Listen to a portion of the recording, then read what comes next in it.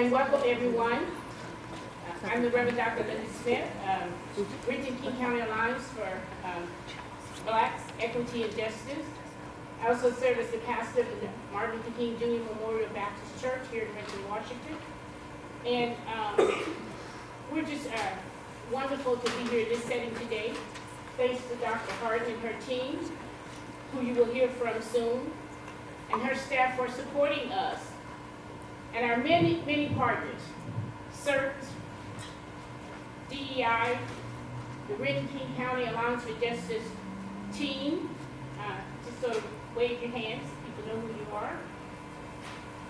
And our Black Lives Matter group here. And I want to make special emphasis to note that they have stood every Friday since the murder of George Floyd down this street in front of QFC. Every Friday they've stood. So we are grateful for your work of equity. I just want to highlight this afternoon that the celebration of Black history is both a necessary corrective to the exclusion and misrepresentation of Blacks in American history, and an affirmation of Black life passed on from one generation to the next. Contrary to the timeline of many 19th and early 20th century textbooks, Black history is more than a shadowed overview of the condition of slavery and the emancipation of enslaved Americans in the American history. Yet African Americans' contribution to history have often been denied, ignored, devalued, or purposefully hidden and attributed to European and European Americans. The need to reverse historical miseducation and set the record straight as the historical, cultural, scientific, political, and social achievement of ethnic African and African American people have been a main thirst behind the celebration of Black history. This celebration is also, as Dr. King says, to continue to hold Americans accountable to the Declaration of Independence. That all men and women, yes, Black men and women as well, would be guaranteed the unalienable right of life, liberty, and the pursuit of happiness. As this month goes on, commercial ads and celebratory events are shared. Let us not forget and lose sight of that while we have made much progress, America has defaulted the promissory note insofar as her citizens of colors are concerned in many aspects. Instead of honoring this sacred obligation, America has given the Negro, the Black people, a bad check. A check which has come back marked insufficient funds in many areas of our lives. Threat to the oppression of voters' rights, reparation rights. Right here in this city, right down the street, land was taken from a Black family reparation has not been made yet. High school dropout rates in the African American community are still looming. Guns and drugs remain as easy access and target for our young people. African Americans are denied housing as evictions are higher rate than any other group. Here in our own backyard, people trying to buy houses cannot, even if you have funds, and if you're Black, cannot get into open housing. Healthcare inequity. Too many of our Black mothers die at childbirth because of inequities in terms of health care. And certainly too many of our young men who are killed and taken from earth much too soon because of violence, lack of equity in corporate jobs, and too many of our young men locked up for small petty crime, leaving mothers to care for kids absent Black fathers. And now the rise of the issues of Black single mothers living in shelter at a higher rate than any other group, having to pull bags from shelter to shelter with no place to call home. We're reminded today that God calls us to remember and retell just as our ancestors were commanded, to retain the habit of doing so. In this remembrance and retelling of God's story present in our lives, we are strengthened as a people, as African Americans, and most importantly, as a people of God.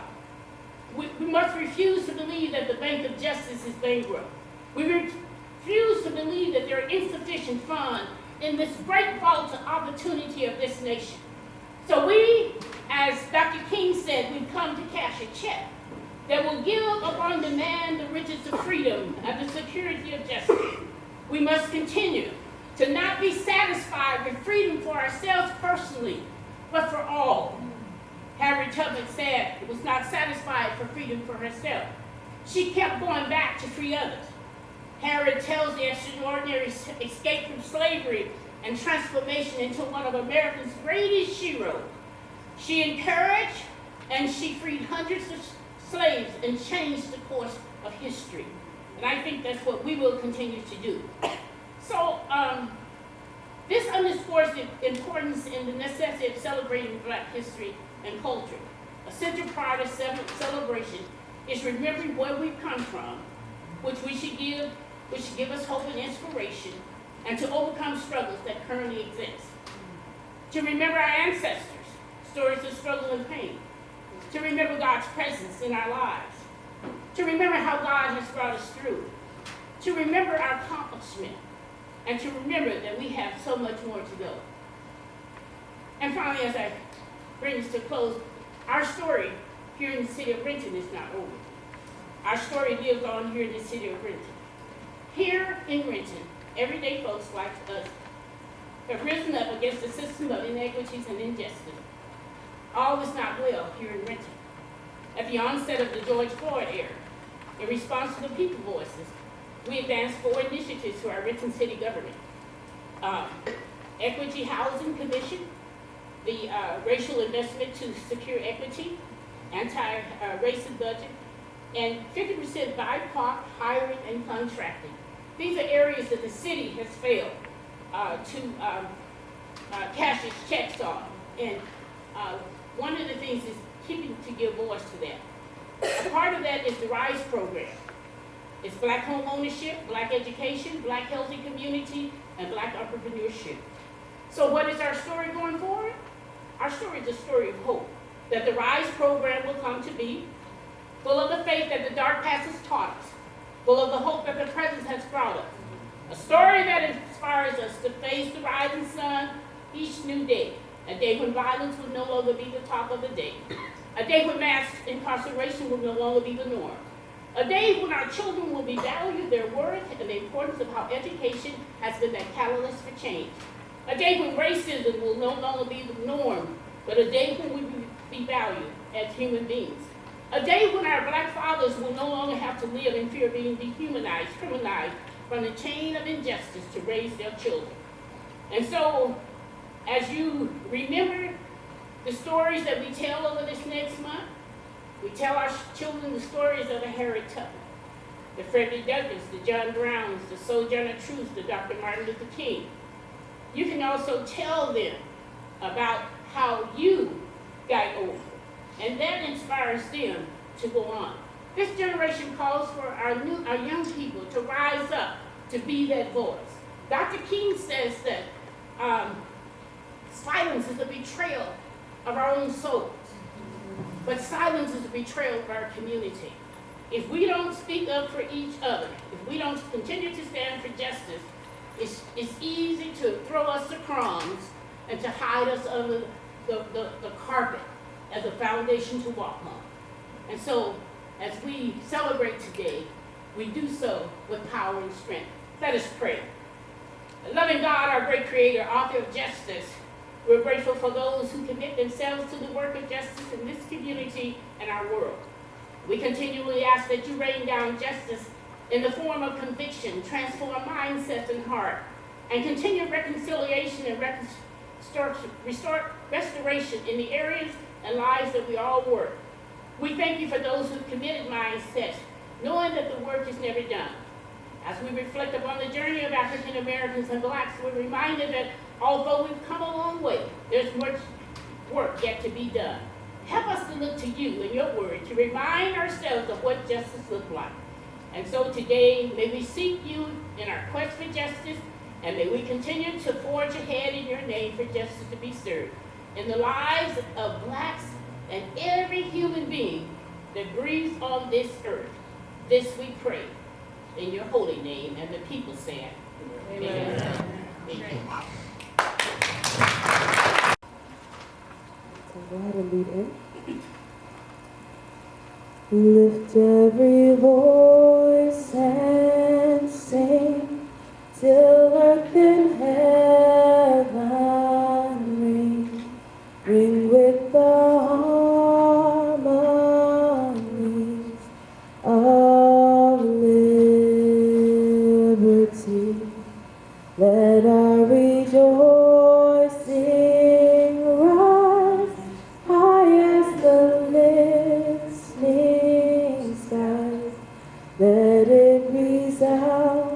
loud as the rolling sea. Sing a song full of the faith that the dark past has taught us.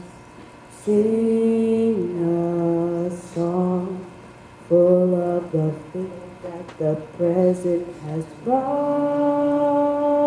us. Facing the rising sun of a new day begun. Let us march on till victory is won. Stony the road we trod, bitter the chastening rod, felt in the days when hope unborn had died. Yet with the steady beat have not our weary feet come to the place for which our parents sighed. We have come over a way that with tears has been watered. We have come treading our path through the blood of the slaughter. Out from the gloomy past, till now we stand at last, where the white gleam from our bright star is cast. God of our weary years, God of our silent tears, Thou who hast brought us thus far on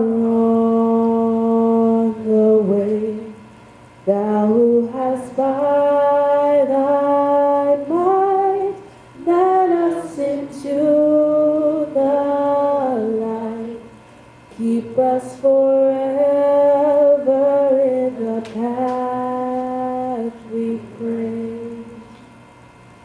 Lest our feet stray from the places, O God, here we met Thee. Lest our hearts, drunk with the wine of the world, we forget Thee. Shadowed beneath Thy hand, may we forever stand, true to our God, true to our native land. I'll just step over here. I was inspired to write this poem because there's so much rhetoric around all lives matter and blue lives matter. So the title of this poem is Black Every Day. I'm black every month, every hour, every minute in the day. I'm black when I open my eyes, when I open my mouth, every day when I leave my house. When I walk down the street or go to the market, sometimes I wonder what you see. Do you see fear? Do you even care what experiences and thoughts I have to share? I don't want your jobs. I will create my own opportunities to feed, clothe, and house my communities. I will be that beacon of light that shines through generations to show we didn't give up on the fight for dignity and respect, the fight for others to become correct, the fight to live and strive and always let you know that I'm alive. Yes, I will live not in fear, but with joy, optimism, hope, and confidence that I am somebody, regardless of what you see, say, speak, or spoken. Lifting those that have fallen to see another tomorrow I am not Black just for the day, but with grace tomorrow. Thank you. This person here, Dr. Yoshika Harden, is the first woman, not person of color, Black woman, be serving as the president of RTC. So you have to understand what you're about to witness in front of you, okay? This person here has already served as Vice President of Student Services at Seattle Central College, Vice President for Diversity, Chief Diversity Officer at Bellevue College, Development at Highline College, and also earned a doctorate in higher education policy at Northwestern University. So I want everybody to put your hands together for our keynote speaker, Dr. Yoshika Harden. All right.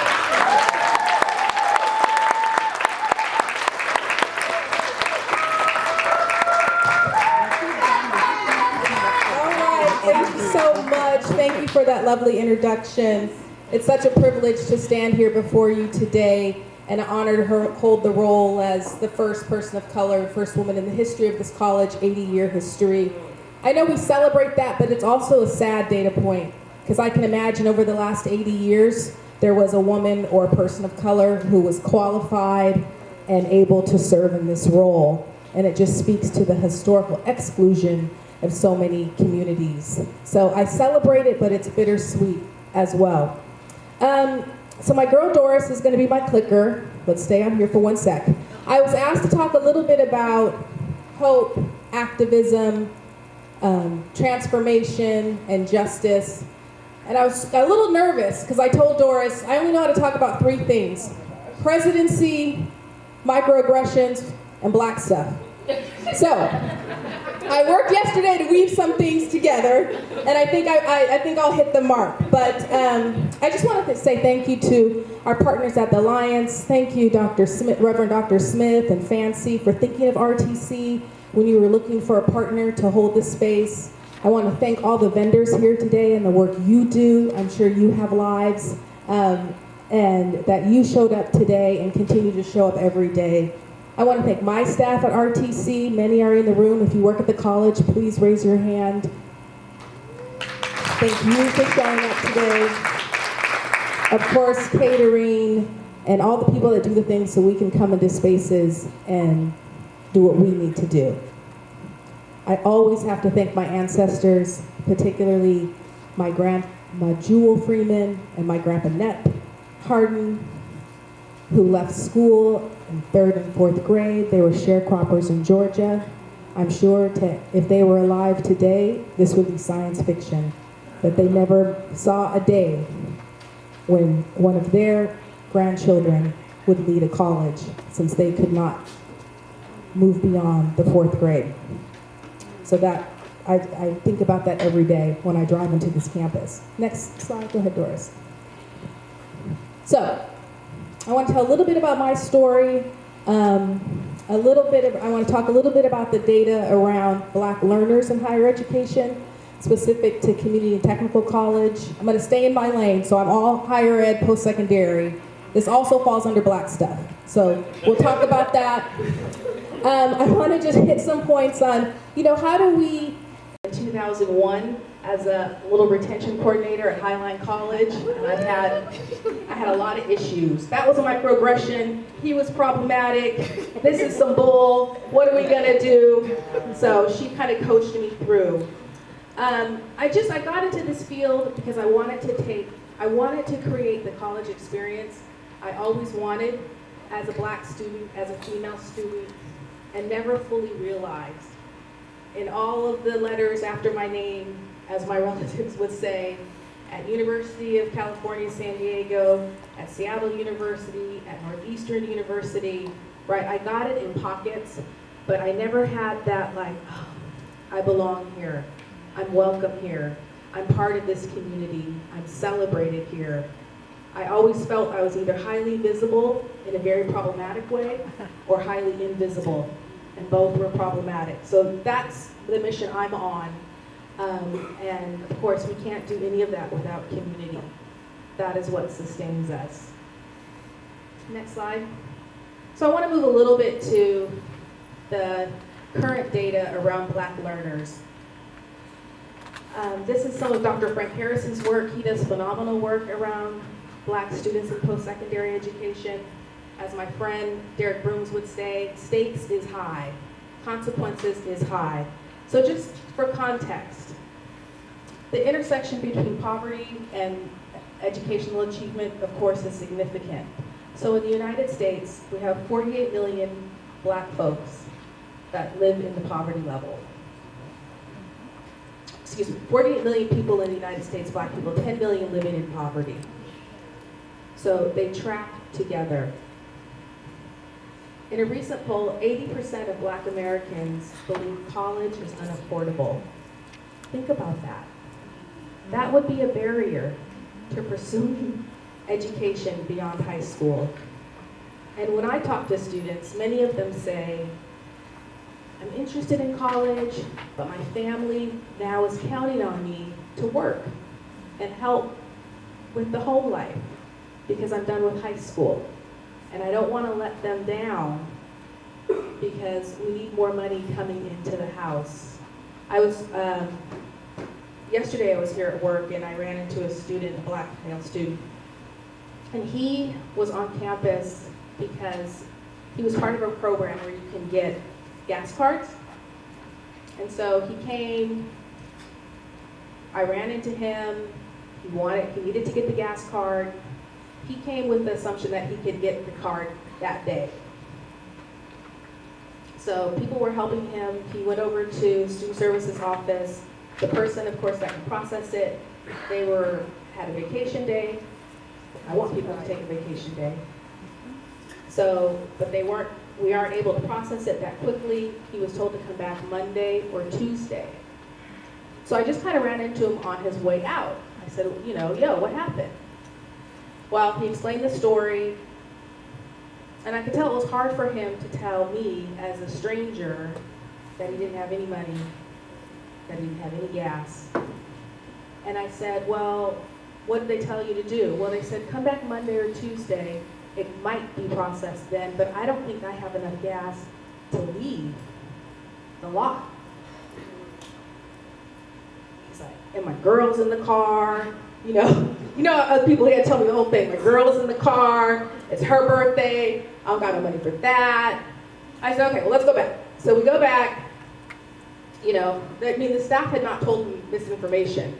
But for me as the president, I was like, these are the problems we need to be solving. And I was really happy that I ran into this student because hearing it secondhand, right, it's not as real. And we couldn't get the card to him. I needed to go, so finally I was just like, here's $10. That will get you home. Let me know how it turns out. And they were trying to figure it out. So I think understanding the lived experiences of Black students, right, that is really key for me as a president, but as an educator and a practitioner. So the unaffordability piece is real. I tell a lot. I owe $190,000 in student loan debt. I have been paying for 7 years. I have not hit the principal. So I'm holding, and I make a good salary, and I'm holding out for loan forgiveness so we can buy a house. So that, and I'm good, but that is the level of what it takes. A couple other points I wanted to bring to this group, that we're losing Black students in post-secondary at rapid rates. So since the year 2000, we have 600,000 less Black learners enrolled in any institution of higher education. That's down from the high of about 1.2 million. Why? In community and technical colleges, 2-year schools, our space here at RTC, nationally, 36% of community and technical college Black students are living in poverty, which they define as $24,000 median income, annual income. Of those, 40% are women who are parents, and 21% are men who are parents. So one of the things we talk about here, and I talk about with my team, is how do we become a parent-friendly college? How do we become a parent, student-friendly college? What would that look like? What are the components of that? 78% of community technical black students, technical college black students are employed. We know the literature tells us that there's a tipping point, that some employment, 10 to 15 hours is good, but beyond that, it's very hard to stay enrolled in school.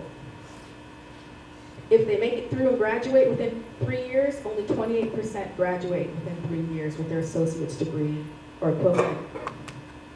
And even when they enter the workforce with a 2-year degree, they still earn about $20,000 less than the highest racial group, which is Asians.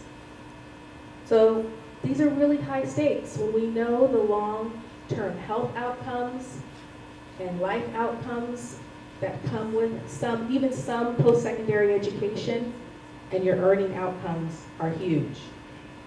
Next slide, please. So, drawing from the work of Dr. Curry, who's the president of Compton College, and he's doing phenomenal work, and Frank Harris, who's at San Diego State University, you know, to build and restore trust, we have to do a few things. We have to be accountable. We all have skin in the game. We have to have equitable representation of students in dual enrollment programs, like Running Start, career and technical education credits. The data is clear that if they get some college during high school, they're more likely to persist and more likely to go on to higher education. Right now, we don't have equal representation of black students. We have to reduce the cost of going to college. Now, community and technical colleges are a great option, but there's still costs associated with that. This for me is like my number one, you all leave with, if you could be a champion and just really problematize the stigma associated with going to a 2-year school and not a 4-year school. That is something we battle a lot with families when we're working in high schools, because the narrative is college, and college success is University of Washington or one of these big 4-year schools. And that's fine, but then students aren't seeing that there are actually other options, and they end up coming to us later, right? We want to shorten that time between you got some education and then you kind of rebound in life and then you come to college. I have a 16-year-old in my house, my stepson. He's in high school at Kentwood. And the other night, we were having dinner, and he was talking about his friend and he was like, yeah, I think he's going to end up in a trade school. I was like, no, like even my own people, you know? Like, I've known you almost your whole life.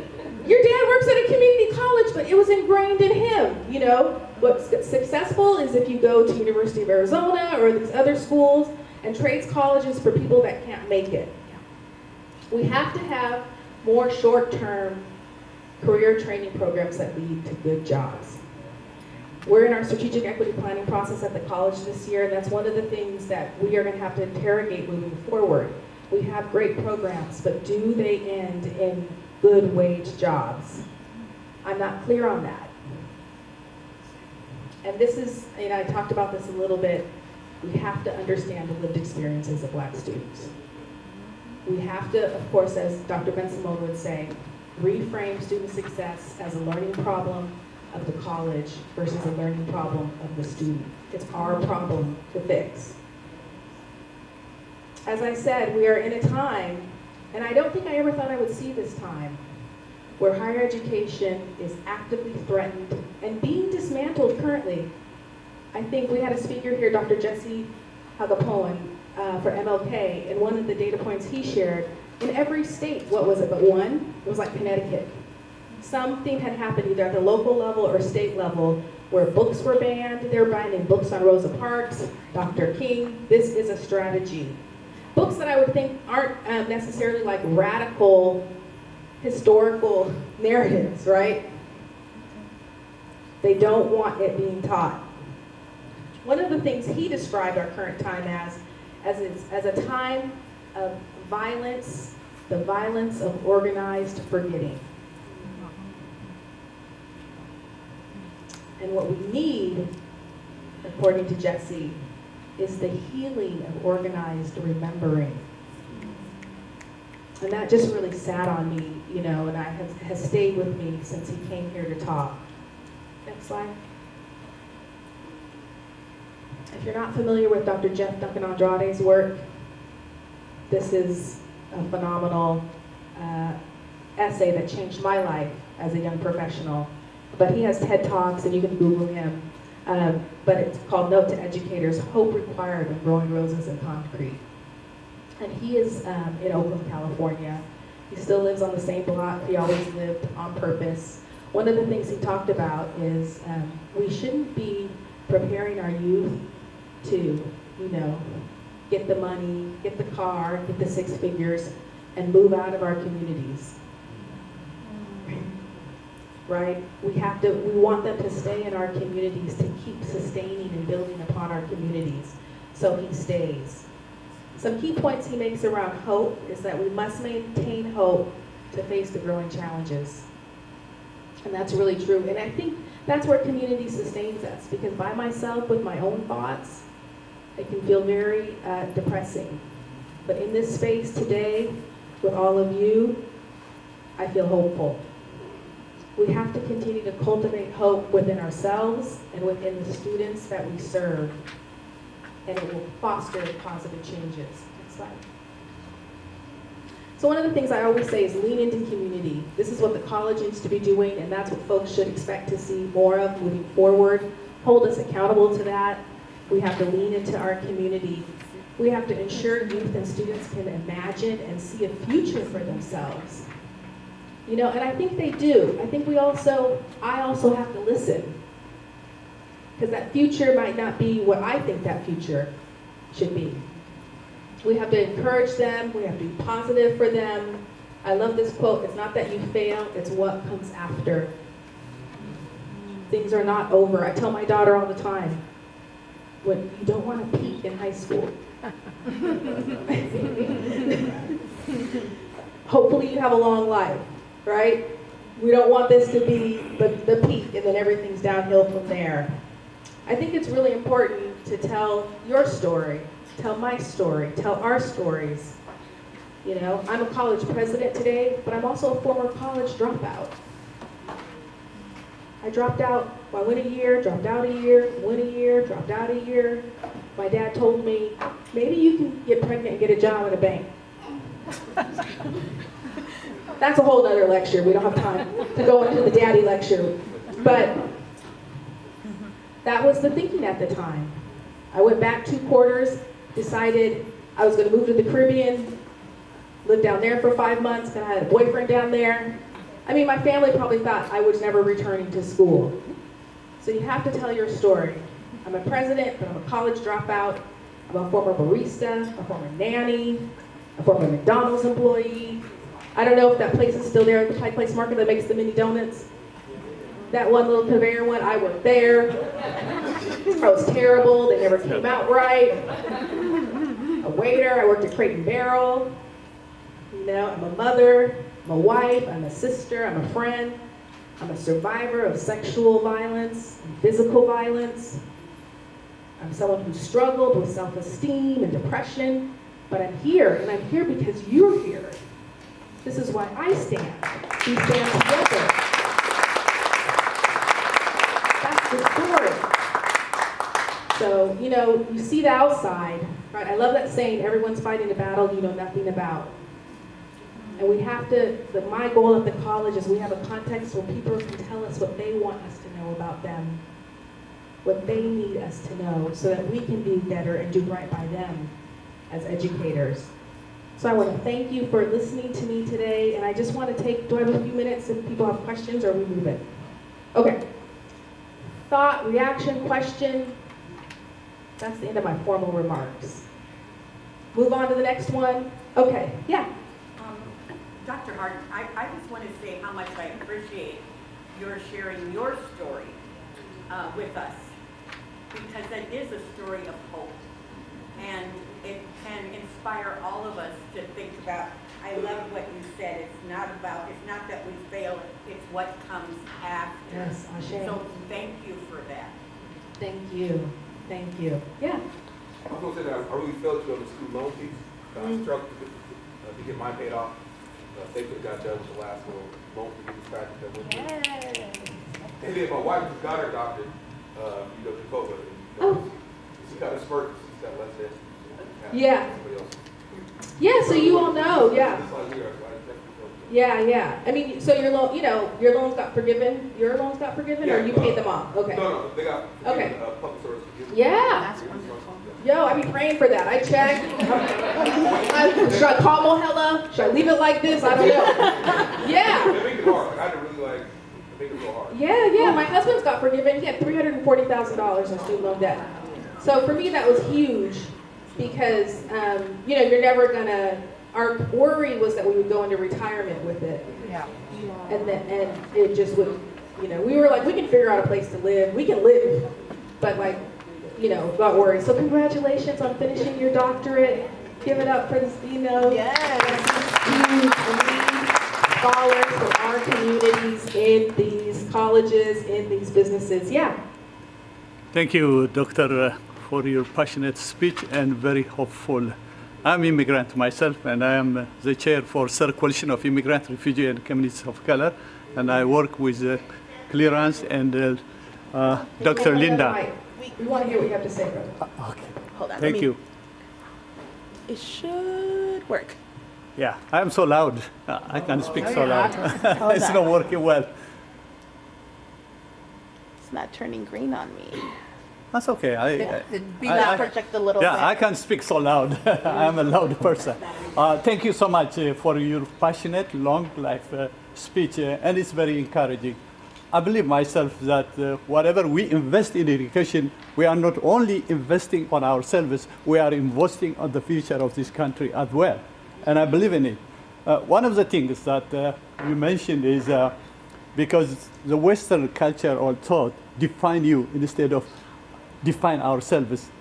How could we encourage some of the educated writers to write more about Black history when the Black history is being erased from colleges and high schools? Yeah, I think, so just to kind of synthesize your questions, people write our history or tell our story. What can we do? How can we be the ones to tell our own story? So I think it depends on your context. For me, it was really important to get a doctorate so my dissertation was on racial microaggressions in Black males in community technical college. And I really came to that when I was at Highline because I just didn't have a language like, what in the HE double hockey sticks is happening? Like, people are stopping me in the parking lot and saying only staff can park there. I'm like, when did just random white folks police parking? I just did not get, what was going on. And I go in the bookstore at the college where I work and, be told you need to drop your bag, but you watch people behind you. They are not asked to drop their bag. And it was really students, I was advisor at the time, it was really students when they were talking, Black students and brown students talking about their experience on campus, that I was like, that mimics my experience as a professional here. And that's when, I started to really do some research, and racial microaggressions and gender microaggressions was a good language for me to work with students on, but also for my own experience. So I think, you kind of get in, fan out, right? Like you all are doing today. And you can start in your own little sphere and then kind of expand from there. But it's representation really matters. And my former advisor, Dr. George Lipsitz, used to always say, we have to be at the table. Now, I came up in the era that was like, we want the whole table, right? We don't want just a seat at the table. We want the whole table, but we do. And I think generations in this work are really important. Listening to what folks did, behind me currently and what I'm hearing from folks that are younger than me today and how they think about it. It's not only what I think should be. So when we work in coalition, that's what Dr. King did. That's why he was murdered, right? Was because he was building up too much momentum. He was starting to connect Black civil rights with poverty, with white poor people. And that was too threatening. We can't have that in our system because things have to flow. You have to keep appearances that it's an open system, right? It's called the Oprah effect. that if you just work hard, you will make it. How many of you know someone who works really hard and they're struggling? And how many of you know someone that doesn't work that hard and they seem pretty all right? Talking about this. Right? So I don't want to take up too much time, but I just want to thank you all today. I'm here. I will be here tomorrow. If there's anything I can do to support you and your efforts, please reach out to me. And thank you so much. Thank you.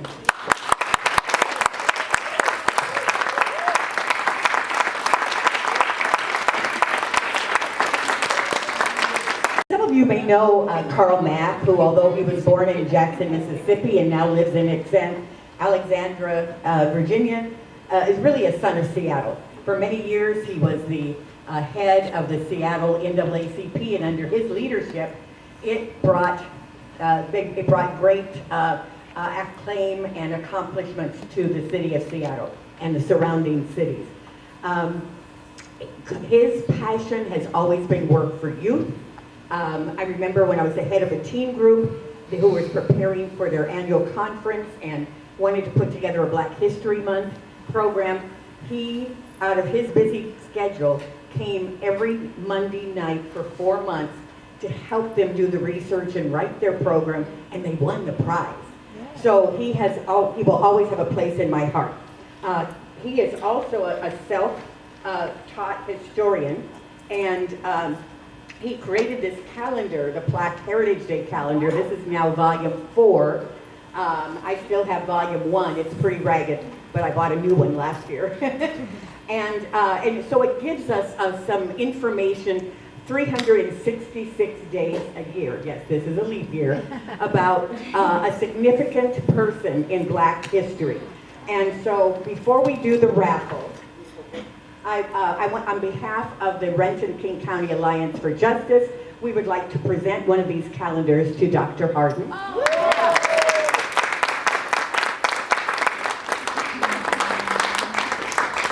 This is a great job. People give me stuff. And as we promised you, about every hour or so, we are raffling away 2 calendars. So if you have not, this basket will be right there by those balloons, and all you have to do is fill out a raffle ticket to enter to win one of these beautiful calendars. So Dr. Harden, could you draw for us?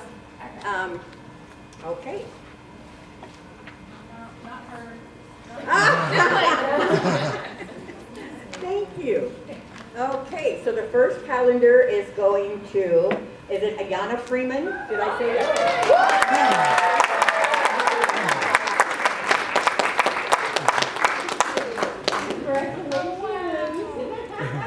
Thank you, Ayanna. Okay, and one more draw.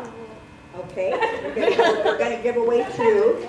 And I want to mention that these calendars have been donated by Reverend Dr. Linda Smith and the Dr. Martin Luther King Jr. Memorial Baptist Church. Oh my God, and the second winner is Charles Connor.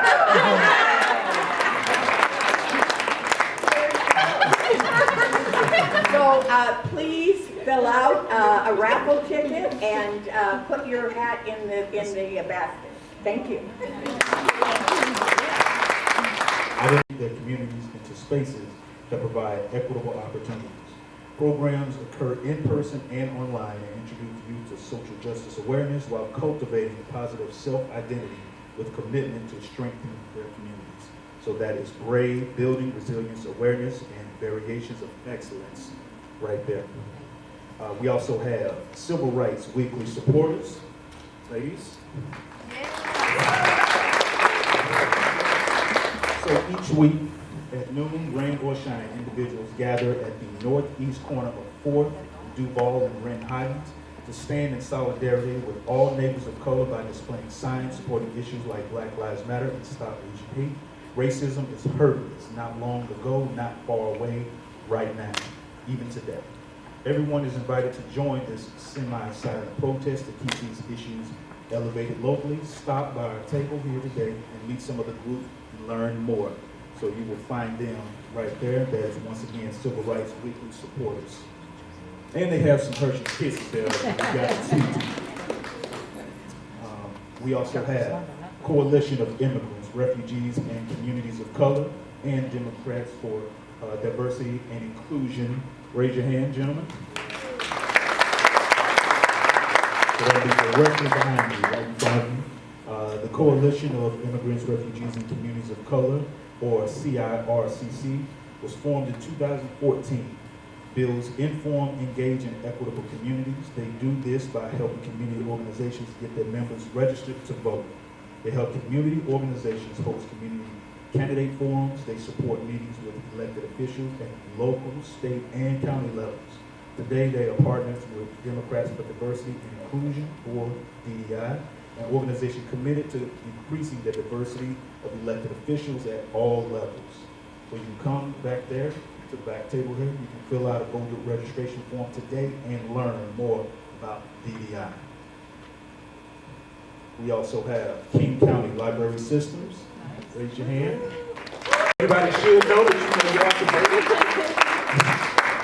you In addition to being one of today's generous event sponsors, RTC is a nationally recognized college committed to helping a diverse student population succeed. RTC offers a breadth of short and long-term career training programs, apprenticeships, college transfer options, and applied bachelor's degrees in information technology. The guided pathways model helps students find the right path and helps them finish their programs faster.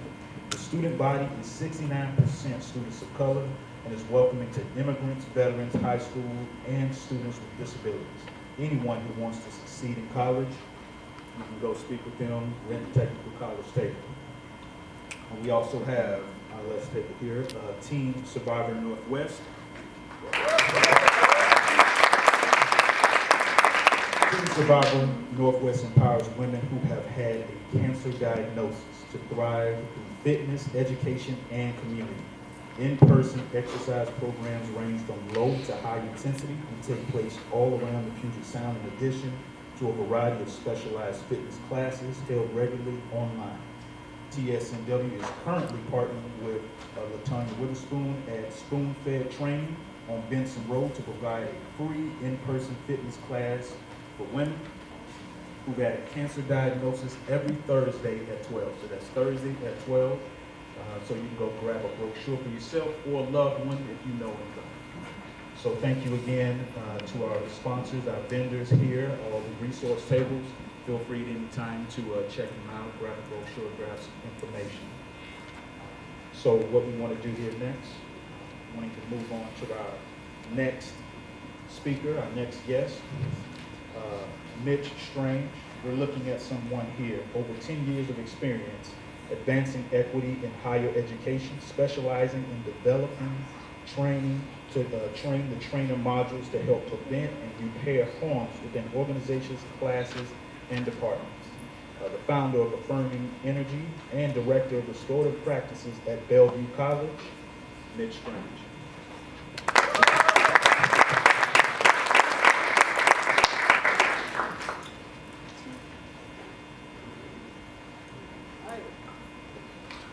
How y'all doing? Good. I said, how y'all doing? Doing good. Happy Black History Month, y'all. Yeah? All right, well, in the spirit of Black History Month, I want to start us off with my favorite Black anthem by one of the organizers of Black Youth Project. So it's a call and response, specifically for Black people. So y'all ready? Black people, please sing along with me or repeat after me. I said I love being Black. I said I love being Black. I said I love being Black. I said I love being Black. I love the color of my skin. Love the color of my skin. Cause it's the skin that I'm in. Cause it's the skin that I'm in. I said I love being Black. I said I love being Black. I said I love being Black. I said I love being Black. I love the texture of my hair. I love the texture of my hair. And I rock it everywhere. And I rock it everywhere. I said I love being black. I said I love being black. All right, y'all, thank you. All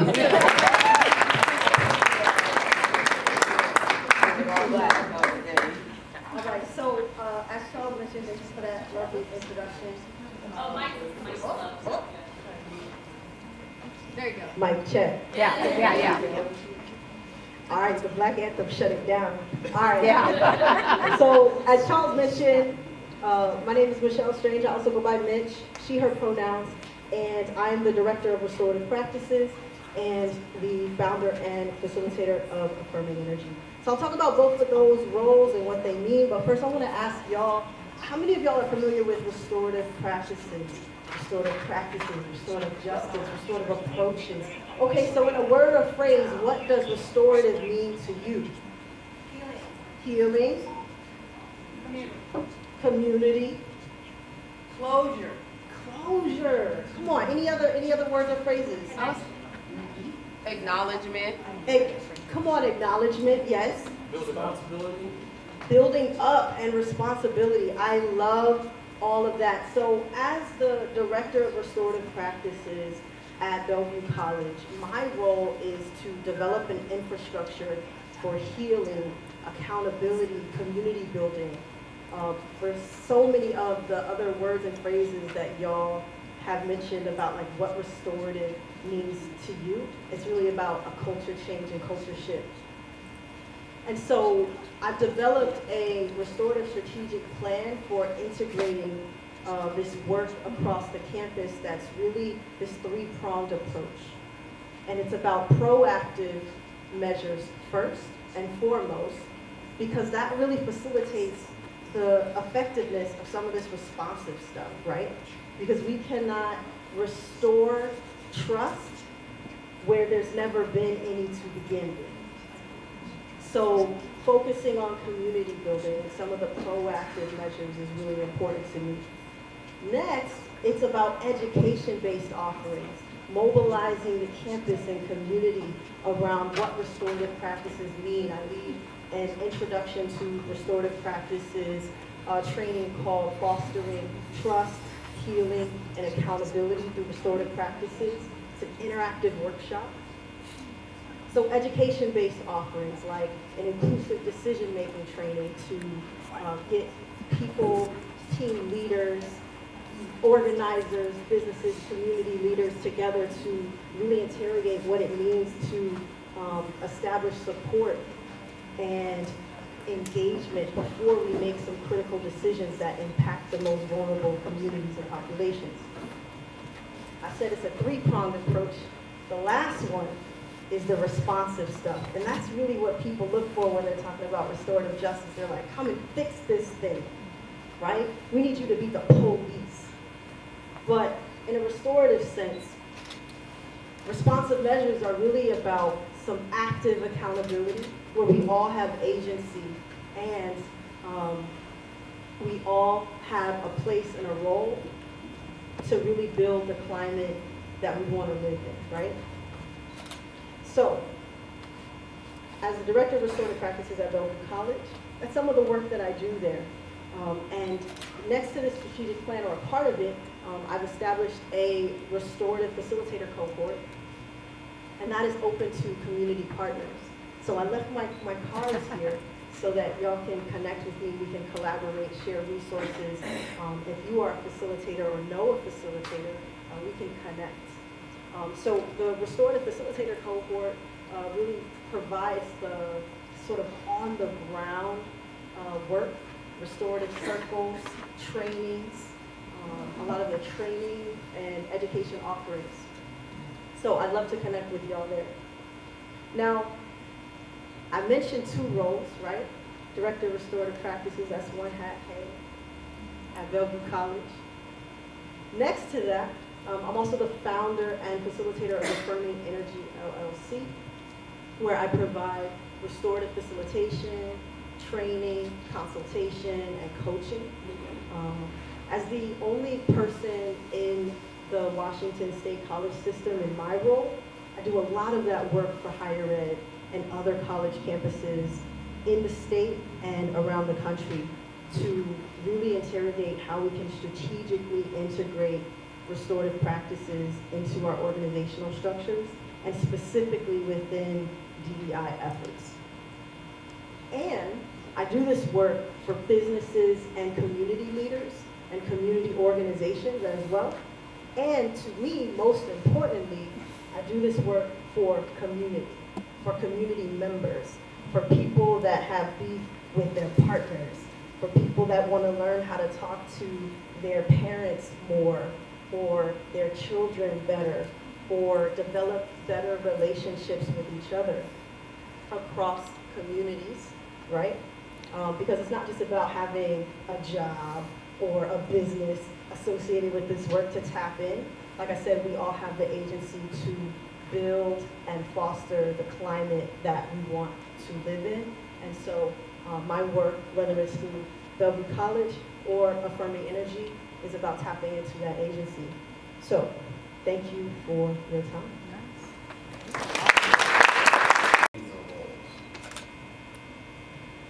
Can you repeat the question? We couldn't hear that here.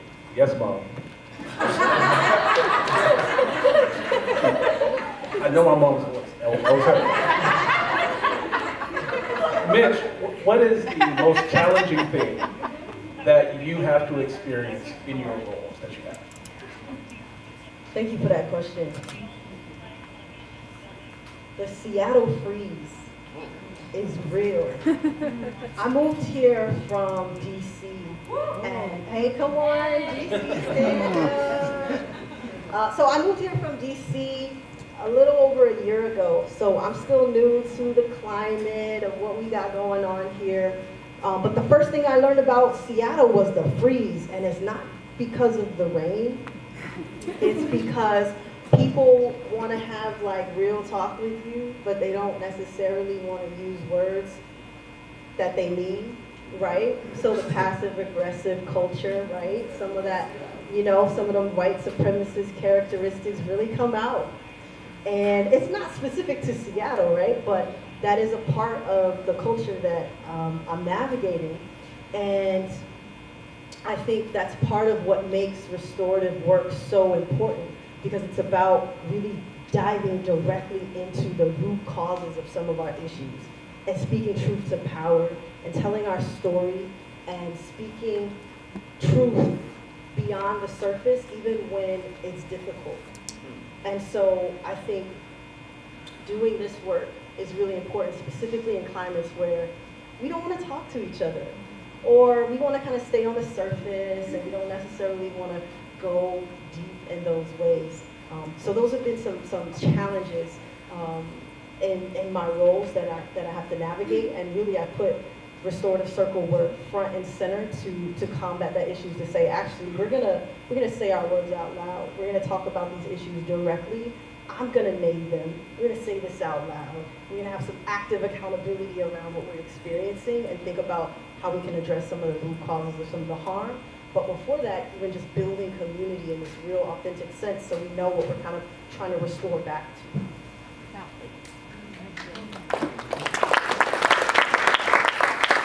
I think I want to make a statement, and the statement is in reference to what Dr. Hart said about how she's integrating.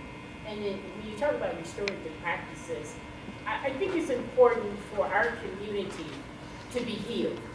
And you know, we you know, it's like woundedness on top of woundedness, because what happens to one affects us all. And so, you know, the work of healing the community is not taking place. So I applaud that work, that great work there. And I just, you know, just really employ all of us as community leaders is to make sure we're doing something in the community where particularly Black people are being healed from the woundedness of the past and the things that we continue to encounter. So thank you for just elevating that issue for us today. Thank you, thank you. Kind of to like feed off of your first response to the gentleman for that question of what can also be challenging, is that this work can be really isolating and can really, it's tough work. And within the education system, the white supremacy culture consistently being perpetuated. I'm seeing our black and brown students getting pushed out of the education system. This work really, really is important, so it's really hopeful to see that Bellevue College has a position like yours. It was really exciting that Renton School District had a position that I had, and the burnout was real. So I think, like, what is your hope? Because I'm seeing my hope kind of happening right now, that more communities are seeing this, the value in this position, the value in this work, the value in healing harm in a way that invites communities together rather than isolates communities further. And I'm curious to hear your hope about all of this as well. Beautiful reflections, and much appreciation for the question, and also shout out to this work being isolating. So I got my card and I'm gonna connect with you once I get off the mic, please, because it is incredibly isolating, and to a certain extent the work is sort of looked at as countercultural, right? But in its truest sense, right? Like, I didn't create restorative practices, right? You didn't create it, right? This is really coming from indigenous cultures around the world. Like, in one sense, from dominant culture, it seems countercultural. You want me to take more time to talk to you and get to know you? Can I just ask you to do this transactional thing and we move forward, right? But in its truest sense, it is just so innate to who we are and how we naturally operate. But white supremacist culture says, no, actually, go against that. Productivity, perfectionism, right, overall. So I just wanted to respond to what you're saying. But your question is my hope. Affirming energy is a manifestation of my hope. Because I don't want to be the only person in my role at a Washington State college system, right? I don't want to be the community leader that is the only person that you know that you can go to say, hey, I want to connect around this issue or build community with my family and my people. I don't want to be the only one. So my hope is that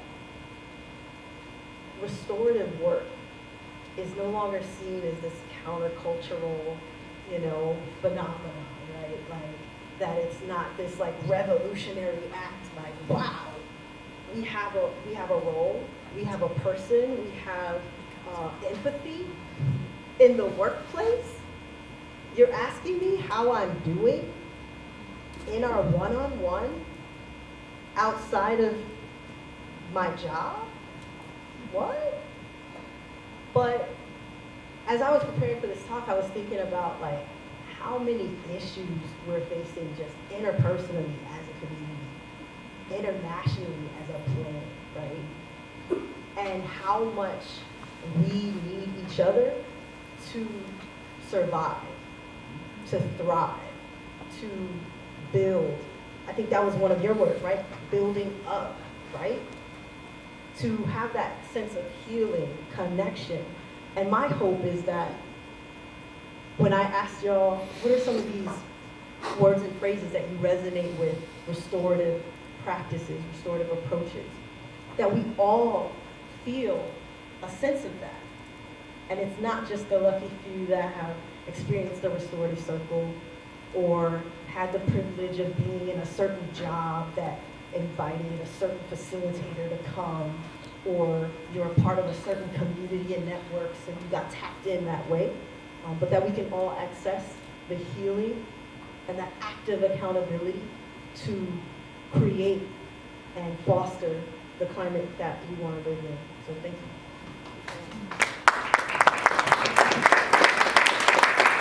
First of all, I just want to ask one question. Thank you. The elephant in the room is that we have to also talk about self-inflicted wounds. We as a black community, we try to pull ourselves up try to, as you say, actively, accountable, connect and share resources to affirm and reaffirm. But how do we diminish the self-inflicted wounds that we cause on ourselves in our communities?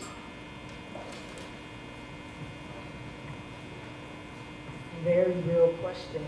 And I appreciate you acknowledging the elephant, because that's really central to my work, is what's not being spoken, what's not being said. So thank you for that. As a part of my work through Affirming Energy, I provide restorative coaching and consultation. And so much of that work is one-on-one self-reflection that's really grounded in what I call critical introspection. So not just an interrogation of like, what's happening? What's my experience in a deep sense, but also really calling attention to what do I do? What do I believe? How is that hurtful or harmful to me or my communities? And where does that come from? That's one of my favorite questions to ask when I'm navigating some issues of conflict, harm. Somebody says something problematic, right? Like, where does that belief come from? And really getting people to interrogate and be critically introspective. At the beginning of my workshop on an introduction to restorative practices, I ground us in some group agreements, and that's one of them. First and foremost, for us to tap in, to be able to have real talk, we have to also be able to really listen to what we got going on. And to really be called in, right? Active accountability isn't just me saying, hey, you did this thing, and then you wait to be sanctioned or judged. But it's like, I'm turning it inward to say, I did do this. How did it impact me? How am I hurt in this process? How is this hurting the person next to me? And then what can I do to repair those harms and rebuild the trust? Because a lot of times when we're talking about issues of harm, it's not just the material consequences of the harm, right? The damaged property, the hurt feeling, you know, the lack of insert that you took from me. But it's this breach of trust that's really the most salient issue, because I had a relationship with you. I trusted you. I thought we were cool, right? And sometimes that breach of trust, the most hurtful form, is when we turn on ourselves, when we realize, wait, I'm hurting me. I let myself down. So I provide some restorative consultation and coaching to walk people through that process, to begin to take their own sort of self-accountability and agency about moving away from that and going against some of those patterns that are no longer serving us. Thank you for that question.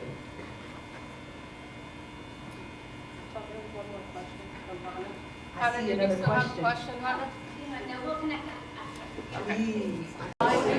Okay, Dr. Linda, what do you think as a community leader and also as a pastor, what are you hoping for to get out of this conference today? As a community leader, what I'm trying to get out of this conference today is to, number one, remind us that we're all interconnected. And as Dr. King says, what impacts one impacts us all. And to get us all to working together, because if we can pool our resources together, we can accomplish much more. And to also really to focus on the issues around, the state that we've in. We've heard some of our speakers talking about education and equity, and that those things are still real. And so to really elevate the voice of people who are being oppressed through the various systems like voter suppression and academic suppression, small businesses, and all of those things that makes for a whole and healthy community. So I just hope people walk away with that sense that it's more than about me as a person, but about the community as a whole, and that we can unite together as one people, not just blacks, but all people working together, and which is really the story of civil rights. It wasn't just blacks, but it was people from all backgrounds, Jewish people and white people. But we advance, and we continue to advance if we can unite together, because everyone deserves to give life. And so my goal is to help us to continue to rise and rise to new levels. The legacy of Martin Luther King, Malcolm X, Du Bois, how are we going to keep preserving it for the new generation, especially in today's Black history, when our history is being eroded by white supremacists? Yeah, I think our history, I think we have to continue to be mindful as each generation is about continuing to keep the issues elevated. Because if we don't keep them elevated, nothing will happen. So I think just continue to give voice to the issues and continue to work together and to believe that we're going to reach the mountaintop. And every day we reach something higher and higher and higher. So thank you, Dr. Linda. You have been an inspirational and icon of our community. Keep up the good work. Thank you so much. I really appreciate your spirit. Well, thank you, Clarence and Azim, for being here at Seattle Renton Community College. What are you today, the art of cultivating community at the Black history? What are you trying to get out of it? What are we trying to get out of today? Today we're here to support Dr. Linda Smith's King County Renton Alliance for Justice. And we believe in justice and freedom and equity for all. And we're here to represent and support her in terms of their efforts here. DDI's major goal is to increase Black activism, communities of color activism, to make sure their issues and concerns are heard and responded to by elected officials, by increasing the number of people registered to vote, and by increasing the number of minorities and people that are responsive to minority issues and concerns as they move through the political process. Thank you, President Gunn. It's important that we always connect with communities and events in our communities to let them know that DDI is an organization that will assist, collaborate, and do the work for them when it comes to diversification, equity, and inclusion. That's all we're about, making sure that we are not always on the menu, but at the table. And I'm glad to be here today. Social justice is important to us because of all the injustices that we have experienced over the years. So I thank Dr. Linda Smith for putting this on and inviting us to be a part of this. And we need to keep up the work because it's not something for today, it's something that will continue for today and in the future. So thank you. Yeah, Azim, one of the things that really special for me is one of the poems that I am Black every day. You recited it without even looking at your note. Can you say a few words in terms of I love the poem? And it's really outpouring, very emotional. At times it reminds our humanity. Can you recite a little bit? Sure. Like I mentioned earlier,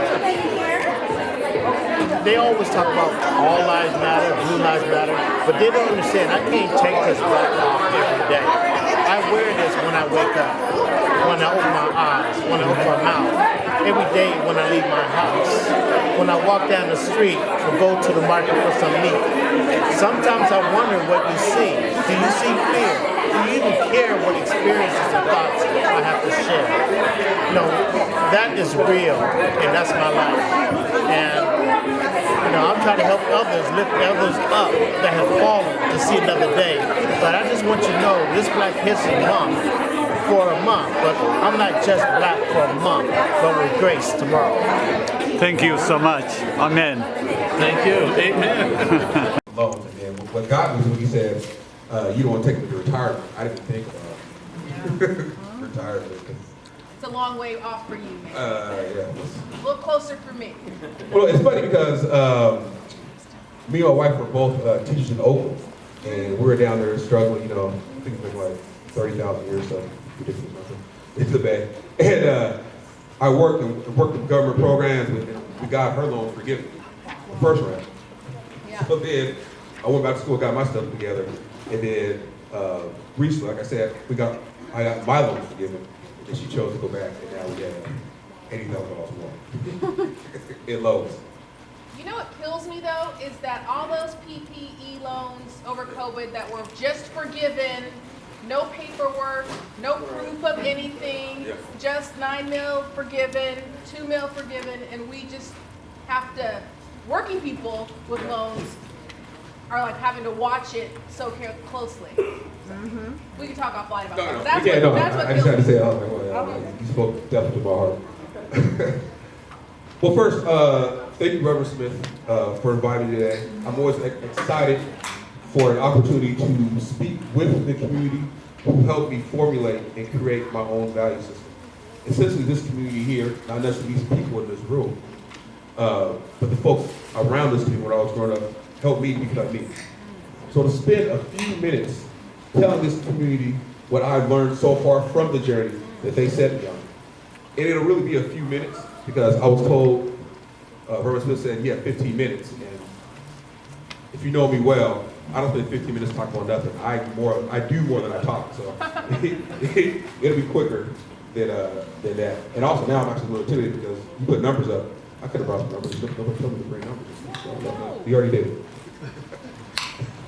Anyway, but for those who don't know me, my name is Justin Booker, and I am originally from the South in Seattle. 5214 South Orchard Terrace in the 98118 is where I'm from. And currently work as an educational administrator at South Shore Middle School, which is my alma mater. I also currently sit as the vice president of the Renton School Board, a position that I'm actually enjoying. I say that because it kind of fell in my lap a little bit because I had planned to run against the person who had the seat, but they resigned before, so I was appointed. And I didn't know if I knew I wanted the position, but I didn't know if I would enjoy the work of it. And so far so good, I do enjoy it, so I'm gonna stay around for a bit.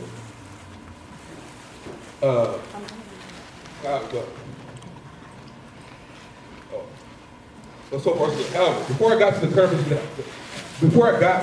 position that I sit as a board member, a school administrator, owner of 2 businesses, chair of the Pilgrim Family 2024 Reunion Committee, which is actually a lot more of my time than I would like. Husband, father, and eldest son of Tony Michael Booker. I was a child of Martin Luther King Memorial Baptist Church over in downtown Renton off of Smith Street. We then moved to off of 10th Street, which essentially is right behind Honeyview Elementary School, right around over there.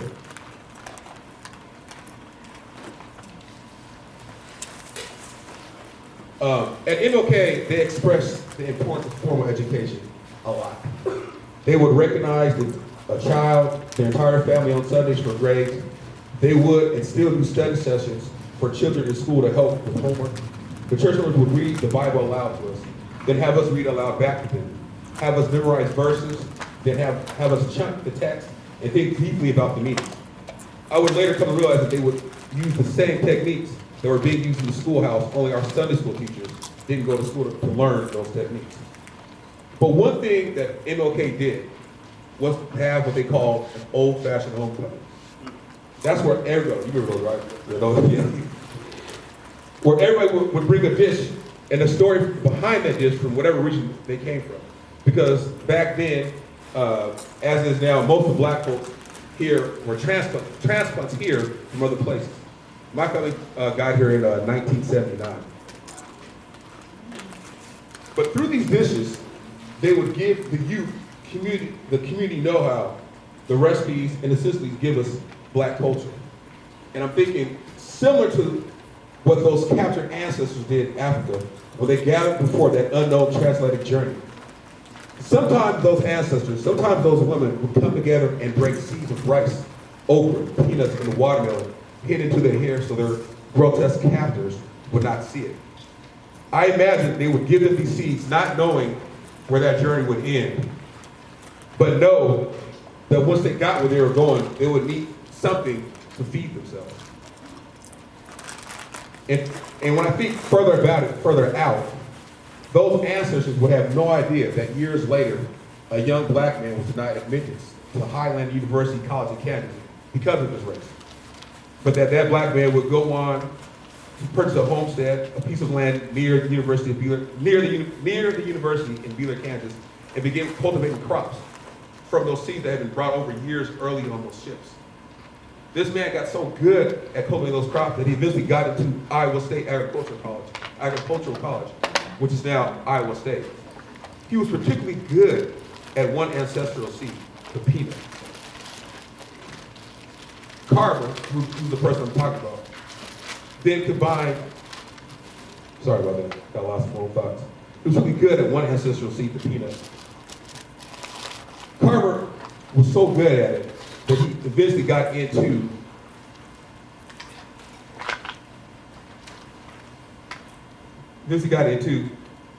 what is now known as Iowa State to cultivate further that peanut.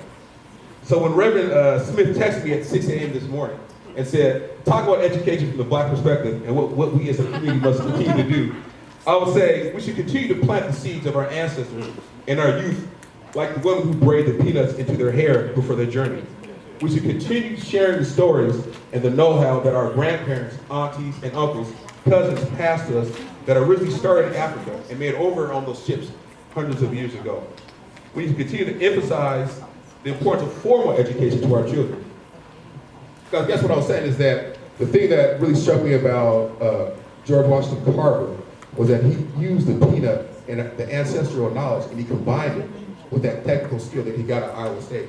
And it created something that really helped us all. So we need to continue to read to our children, read to somebody else's child, have them read to you. Share with them your journey and how you came to be. Do this without knowing what will come of any of your efforts, as did those brave women that sowed the seed without knowing what was going to happen, but they did it anyway.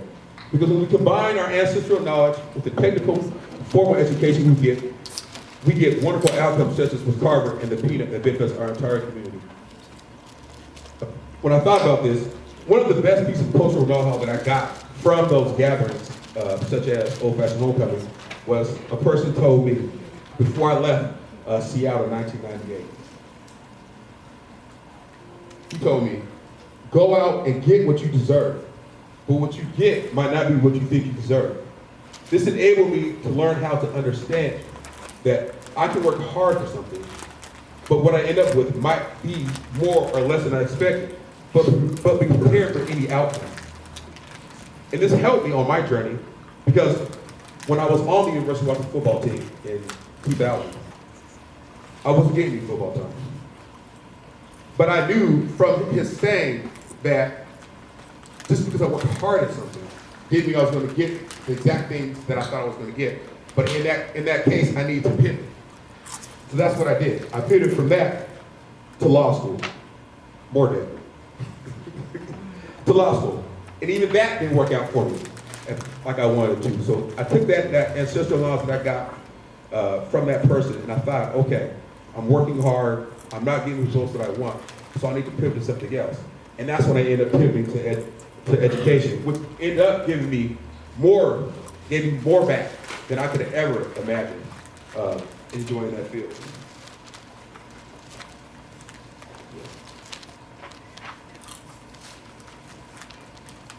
Yeah, I was able to move to get career in education. They give me back what I was putting into it. They'll be back here to stand in front of you as a board member, a businessman, a father, a husband, and the chair of the Beardsley Family 2024 Region Committee, and an education administrator at the middle school that I attended. So I'll say again that what we need to continue to do is to pass our culture to our children through stories and traditions. Continue to involve ourselves in their education. If that's reading to them, or highlighting when they get an A, or helping them with their work, or just listening to them when they complain about school. And I think that might be the most important point, because formal school still picks at our children. And we have to be there for them as they go through it, so that they do not quit. Because eventually they will be like Harvard and combine our traditions with that formal education and create something that benefits us all. Thank you again for giving this opportunity, Reverend Smith. I'm here to take any questions that anybody may have.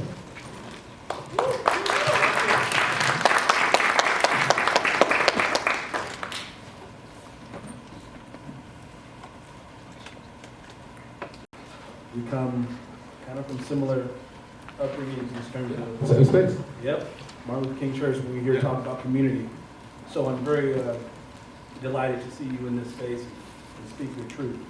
But Justin, through your navigation through your life thus far, what are some things that you feel like you took from those days at Martin Luther King Church to kind of be the foundation of kind of who you are today? Well, one thing that MLK did for me that I didn't really realize was that at the time, because I thought it was just normal to have all this Black history. You know what I'm saying? I thought it was just normal to like know who Christian Acts was or know all these folks. And that really helped center me and ground me in my purpose and send me the journey to know really who I am and where I come from. I think, honestly, the experience of it allowed me to understand that I have to create a community around me. That I have to have Black folks around me. And I mean, I do that now. Like, at my house on Thanksgiving, I sell turkeys to folks. Not because of the money, but because I want folks to not have to worry about cooking a turkey on their Thanksgiving day. You know what I'm saying? I want to take stress away from people. What that does for me is that I have about 100 people at my house every Thanksgiving. They swing through and they say hi and they say what's up and we connect and my kids get to see that. And that helps me and grounds me and keeps me going. That's kind of what some of the lessons that MLK taught me. What are some of the challenges you face as a school board member? And how can we help you be successful? Well, One. No. Make it easy. Well, if I'm gonna be honest, I'm even talking to my mentors because, you know, like, and changing any system scares folks and the people in it. So I'm always struggling, even with this speech that I started through. I'm trying to walk that line where I can affect change and still bring people along with me. You get what I'm saying? So that's one of my biggest challenges so far, because I've been in different organizations. I've been in the school organization for a while, changing schools and working with that for a while, but just learning how to bring folks along with me, you know what I'm saying, and see that kind of like looking at this in a different angle is helpful, is valid, kind of like the one who was talking about restorative justice, right? Like viewing this differently is not countercultural. You know what I'm saying? It can be what it is that we do. So I think that's probably the biggest thing probably for just kind of getting no personalities and what does, you know, I'm a new politician. What to say, what not to say, how to dress, how to do this, that, and other. How can we help? How can we help you? I don't know yet. I'll let you know that. You'll see me around here. You'll see me.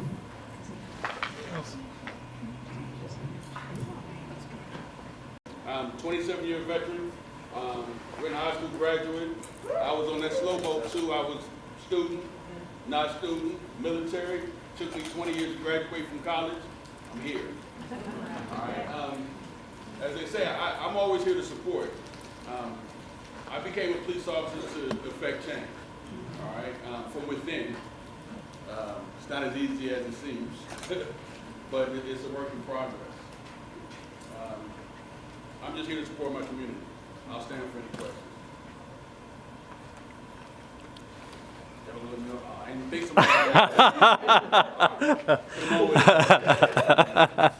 somebody. Thank you. How do we support you, especially to instill, to recruit more from minorities in the police department? We know the police department it has so many issues. We've been tackling, especially me, as a member of the Third Coalition of Immigrant, Refugee, and Communities of Color, to put the Seattle or Renton Police Department to look like our diversity. How could we help you? Well, great question. First, I left my card up here. Email me. Don't call me because I'm not in the office. Yeah. So send me an email. It comes to my computer in my car. We got to get people to apply. That's the big thing. I'm big on recruiting for our department, for law enforcement as a whole. But we have such a negative connotation within our community towards law enforcement that people would rather be a security guard Nothing against security guards, but if you're gonna be a security guard, you are in the way for being a police officer. And they'd rather do security for $15 an hour than to come and do this job because of the negative connotation that it has. So we have to change the stigma, but that comes from within. You know, we have to have these type of conversations with our communities to let them know you can change things. It's slow, it's a slow change, but from within. Otherwise, you can stand outside and complain, but be part of the change. So, yeah, one of the things is that many of them pass the exam with a color flies, but the problem that they get is the practical. It is a very hostile environment. Once you pass the examination, it becomes very hard for communities of color as I talk to them. How do we change this police culture within, especially during the training time?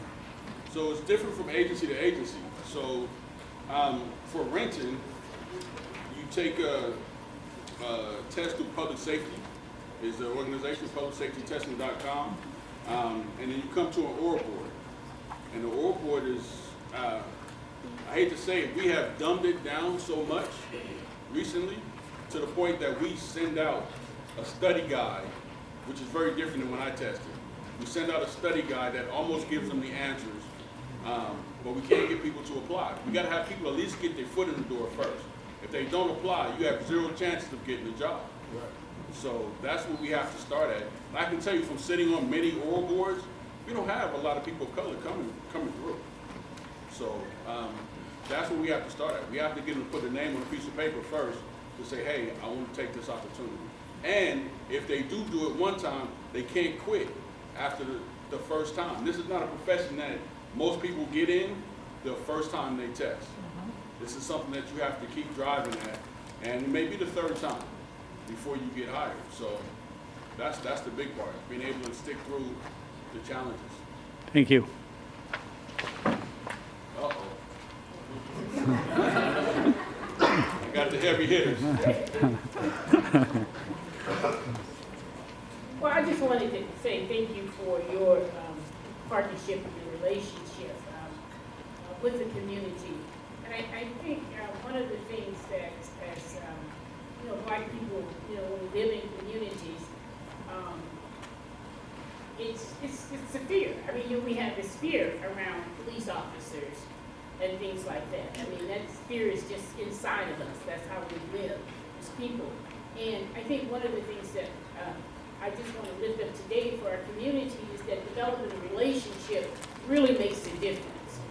Because you feel like people are more than just a police officer that show up with a gun, but people that care about you. So I just want to say I appreciate you and the relationship that we've had over the years with the police department that has helped to change our community a lot. So I just want to say that. I really appreciate it.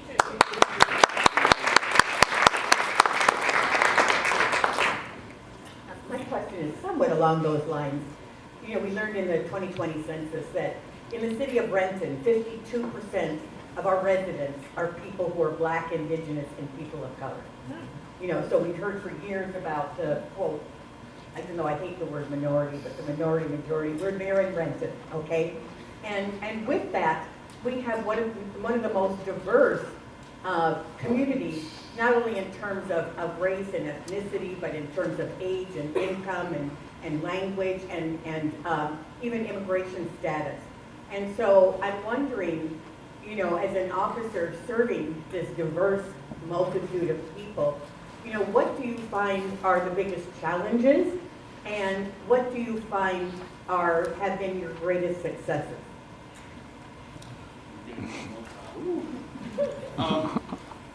The biggest challenge is getting people to talk to us. That's the biggest challenge. Overcoming the stereotypes and stigmas of talking to police. I tell most people I'm a community member first. Like I said, I graduated from Renton High School. I've had ups and downs in the city of Renton, which is one of the reasons why I applied there, again, to affect change from within. But it has to start somewhere, right? We have to have conversations. And the successes is, I think just the fact that I can come to a community event with the support of community leaders and have these open and honest conversations. I'm willing to sit down with anybody, again, why I left my card, and have an open and honest conversation about law enforcement and communities, any day, any time. But I think that's the success for me, is that we can have these conversations where other jurisdictions are not. They're not able to have these conversations. Yeah, I think that's it. And Dr. Smith, to go to your statement, we have to challenge our fears. If we have fears of law enforcement, I have fears of sharks, but I still go swimming. So we have to challenge our fears and meet them head on sometimes. And once you have these conversations with some of us, you'll realize we're just people too. It just happens to be the profession that we chose. It's how we take care of our families. Are there bad people in law enforcement? Unfortunately, there are. And when that happens, it hits the media, and the media is not our friend in most cases, and it gets blown up. And I'm not going to sit here and say, oh, there's bad people everywhere, because we know that. Every profession has somebody that's bad. But it just gets magnified at this level, as it should to a point. But I want people to celebrate us when we do good things as well. When we have those wins in the community, when we have those good encounters, you don't see enough of that. And they happen, I guarantee you, more so than not. And like a lot of people will come up and say, I'm so sorry what you have to deal with in your community. People hate police. Most people don't hate police. I'm here to tell you. I can tell you on a daily basis, I get thank you for your service. Can I buy you that coffee? Can I pay for your lunch? We love what you do. Thank you for being here. I get that 1,000 more times than I do is, why are you here? You pigs. We don't get that very much. But that's what's magnified in the media. So, anything else? Yeah. I just want to say thank you. When I first saw you, what did I do? I shook your hand, right? Because I didn't fear you. I welcome you. You're part of my community. And sometimes you got to go swim with the sharks. I appreciate that too. Yes, ma'am. So I do want to say thank you for your service. I do want to highlight, though, I think we're talking about fear and we're talking about these things, and I think a lot of the time, sometimes we don't even understand where their fear comes from, but we have to highlight what this institution was built on, right? First and foremost, and specifically what it means to African American people, what this institution was built on, and it was built on slave catchers. A lot of the, like even the symbol is a direct, correlation, or it resembles what the slave catchers used to wear when they used to go out and catch slaves. And a lot of the times what we see from even looking at those times, and we continue to see generations after generation, and I agree, the media is not our friend. They're always going to highlight the bad on both sides, right? Whether it's the cops and then whether it's us, people who look like us, they're going to continue to highlight that. But what we do see is things not changing as much, right? We continue to see black and brown bodies, specifically black bodies, being killed by people in the institution that was designed to that wasn't designed to help us, that wasn't designed to serve us.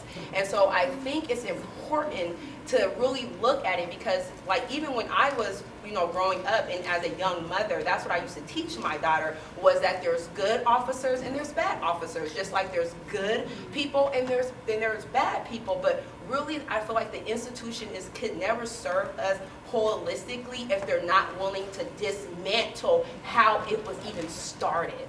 And that is a big thing, and I don't know how we get there, right? It's great that we have amazing police officers and amazing people in law enforcement and the justice system that is working towards change and that wants to see change and wants to see liberation, but really we need to start from the root, and that I believe that until we can get there, I really do believe that that institution has to be dismantled in some way and uplifted, really community, based around community, because even though there's pockets within law enforcement and the justice system that may be a reflection of that, there's just not enough.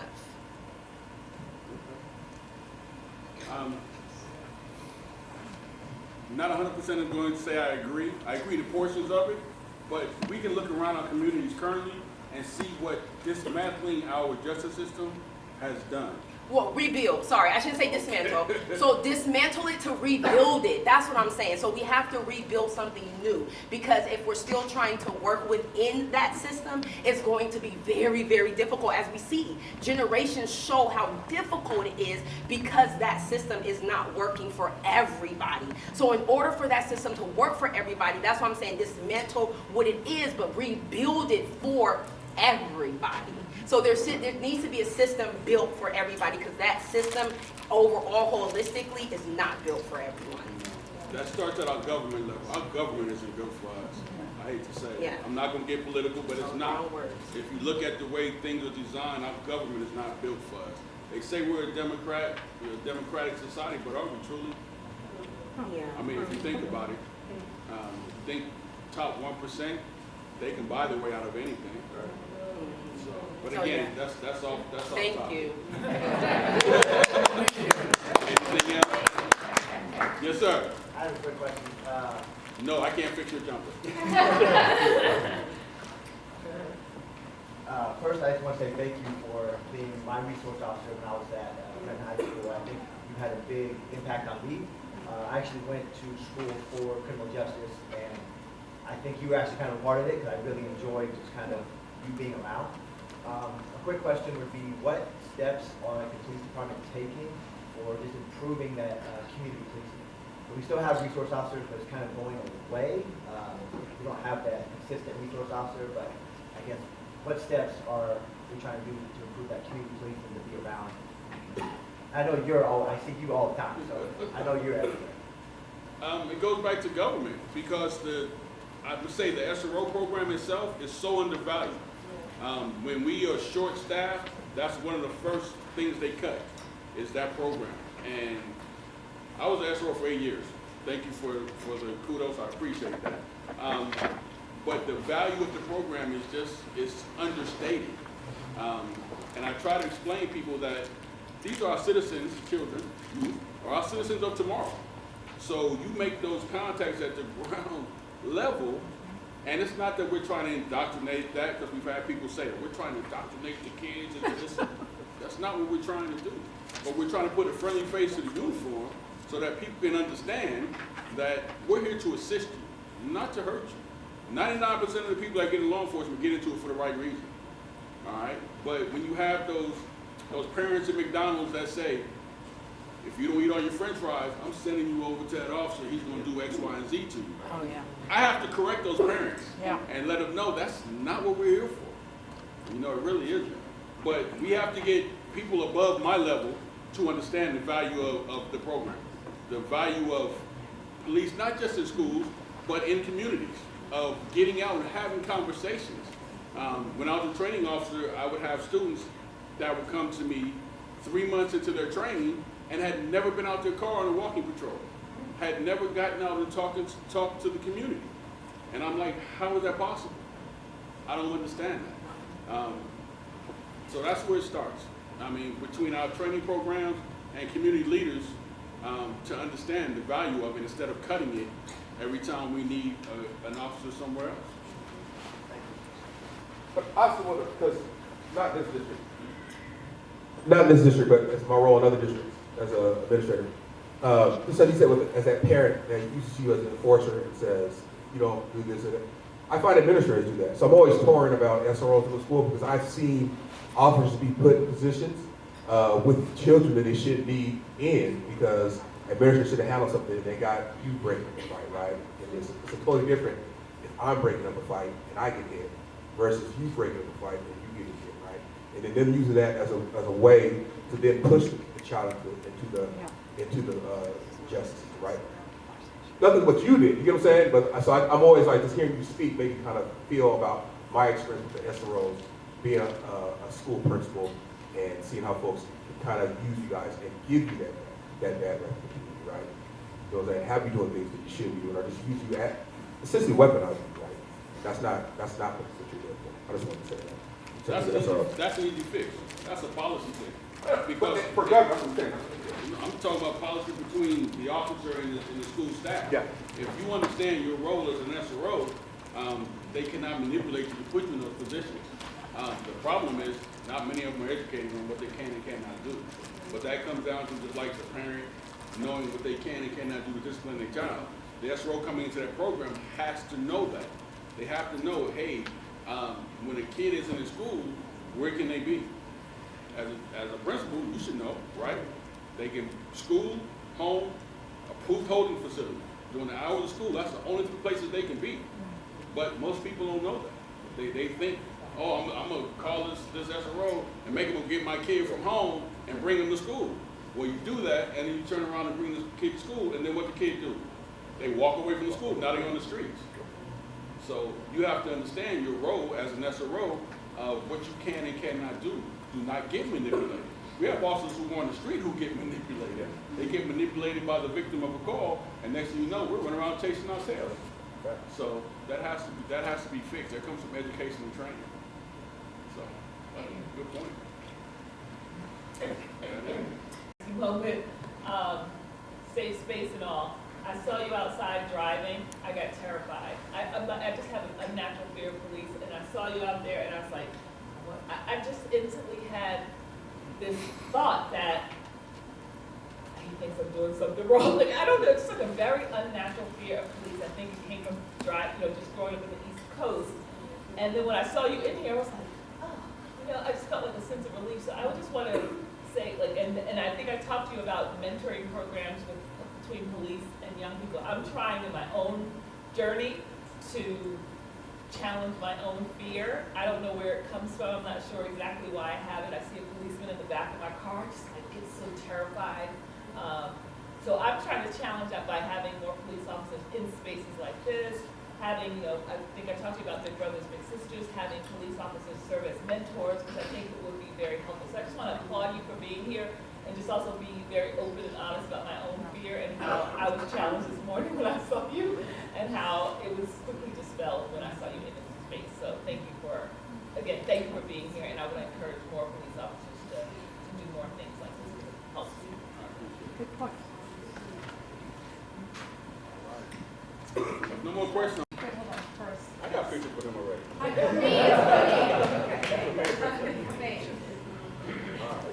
Thank you again. I'm out of here. My party, because I'm horrible at returning phone calls. So this is my third event today, and I have to say we have an amazing community, extremely diverse community. The first event I was at earlier today was at Viet Hoa. They did the dragon dance and the lion dance. And as the mayor of a city that's extremely diverse, we've taken a stance to try and support and lift up our community members where they're at. And so whether it's a forum like this or whether it's supporting an event from another community member, I think it's important for us, the city, to support each and every community individually on what they're looking for and what's important to them. So thank you for allowing me to speak for a few minutes. I don't have any prepared notes. Dr. Harden, good to see you. So once again, and like Corey said, this is important work. I think the police department, we have a very unique police department. I'm extremely proud of the work that they're doing right now. That we're different than a lot of cities in the intensity in which we go about our hiring practices and the way we do our work. So thank you very much. Thanks, Mayor.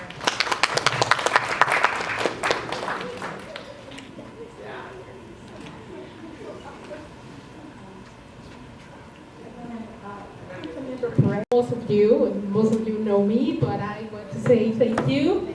Dr. Harding, thank you for being here. Thank you for having us. Where is Fancy? I don't know what she left. Fancy!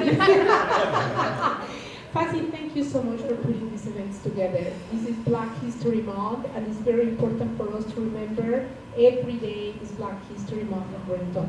And I invite everybody to, I said it and I said it again, support the Black community, shop, buy, consume, get your friends out and get your social media and remind everybody that we are family, we're friends, we're a community, and we are here for all of you.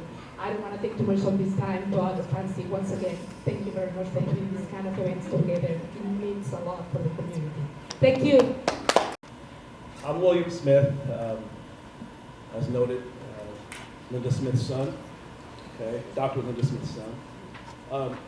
She asked me to speak about kind of what education has done for my life and the importance of it, which it is. But in order to tell that story, I always have to tell about my family origin and the multiple examples that were shown to me as a young man of what I've seen in my life. So when we talk about education, sure, I can talk about formal education, but I always like to talk about life and the education that it provided me. And so to start off, my mother, I always start with my mother. She is one of 11 brothers and sisters that from Arkansas, okay? And I did not grow up in Arkansas, but I always felt like I did because of the stories that I heard from my aunts and uncles and her. And so to know the family, you have to know and understand what family means. We stuck together, we looked out for one another. Hard work was essential. Making way with what you had was essential. Not crying about what you didn't have. And so watching that, and then watching my mother every day go out and provide for me, watch her climb the corporate ladder, and the example that set for me in terms of education just took my confidence throughout, just blew through the roof. I watched it in her going to school late, getting multiple doctorates, watching her fight the idea of oppression, even as a woman in corporate America, the various battles that she had to fight, let alone a black woman. It never coming home to me, and I never felt that. I never felt it. So her love for me was always just overwhelming. And so I will always remember that, and that will always be my foundation and what I start with when people tell me to talk about my story. So my story was similar in regards to Dr. Harden here in terms of the multiple things that I did. I always look at my life as phases. So in my early years, it was really the phase of I'm being a little kid and I love sports, right? I played at Hazen High School, excelled there, hit a few jumpers on a couple of you in this room actually. And after sports, after I realized, okay, like any young man that is heavy into sports, you have aspirations of going as far as you can with it. And I made it to the very top of what my ability would allow me to make it. I ended up playing college basketball and so grateful for those opportunities. After high school, my first year of school, I went to Virginia State University. And the reason why that's important is because understanding that, again, I went to McKnight Middle School, went to Hazen High School, I went to St. Edward's Catholic School in Seattle, and there was never a time where I could say that I saw people in the classroom, majority that looked like me. So think about that as a young person growing up, and all that you see around you are white people, but expected to excel in spite of, which I did.